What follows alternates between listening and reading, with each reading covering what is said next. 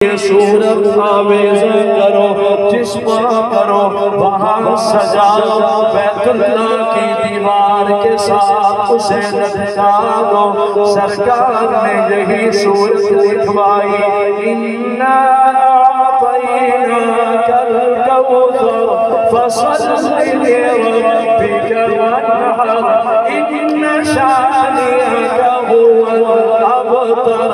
اور وہ صورت پاک لکھ کے بیت اللہ کی دیوار پہ سجا دی، جچا دی، نمایاں کر دی، جسم کر دی، آویزاں کر دی۔ اب دعوت فکر دی، آؤ دنیا دے شاعروں قرآن کا مقابلہ کرو، سکت ہے جواب دو، طاقت ہے توڑ پیش کرو۔ جو بھی شاعر آتا وہ 3 لائنیں پڑھتا، 3 سطریں پڑھتا، سورہ کوثر پڑھتا، پھر دماغ کھپا کے اپنا کلام لکھ کے برابر میں لگاتا۔ ادھر قرآن کی سورہ کوثر، ادھر بندے کا کلام، لکھنے والا بالآخر شرما کے نظریں جھکا کے اپنا کلام اتار کے چلا جاتا۔ کوئی شاعر آتا، لاجواب ہو گئے، شام ہو گئی، سارے شعراء کہنے لگے بڑا استاد جیڑا ہونگے بابا شاعراں دا، استاد و شعراء کو بلاؤ، اس کو کہو اس کا توڑ پیش کرے۔ جب اس کو بلایا، اجلاس ہوا، میٹنگ سج گئی، سارے شاعر اپنا پورا فن ظاہر کرنے لگے اور بڑے کھنڈ استاد کہنے لگے اس کا جواب دو۔ وہ جو بوڑھا شاعر تھا وہ بار بار سورہ کوثر پڑھتا رہا،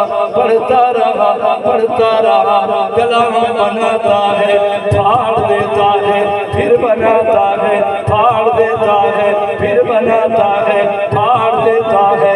بالآخر اس استاد و شعراء کی آنکھوں سے آنسو جاری ہو گئے، رو کے کہنے لگا یارو مجھے ملامت نہ کرنا، 3 لائنیں لکھی ہیں، 3 سطریں لکھی ہیں، اجازت دو 1 سطر کا اضافہ میں کرتا ہوں، 1 سطر 1 لائن لکھ کے معافی ضمیر کا اظہار میں کرتا ہوں۔ سب کہنے لگے دو جواب دو، 4تھی لائن لکھو، اِنَّا أَعْطَيْنَاكَ الْكَوْثَرَ فَصَلِّ لِرَبِّكَ وَانْحَرْ إِنَّ شَانِئَكَ هُوَ الْأَبْتَرُ۔ 3 سطریں وزن برابر، کوثر وانحر ابتر۔ وہ بڑھا شاعر دماغ کھپا کے لرزتے ہاتھوں سے اٹھ کے قریب آیا، اس نے 4تھی لائن رو کے لکھی، وَاللَّهِ مَا هَذَا قَوْلُ الْبَشَرِ وَاللَّهِ مَا هَذَا قَوْلُ الْبَشَرِ۔ اور دوستو مجبور نہ کرو، ناراض نہ ہو، انعام دو نہ دو، سلامی دو نہ دو، میرا من کہتا ہے یہ جو کلام لکھا ہوا ہے یہ کلام بندوں کا کلام نہیں ہے۔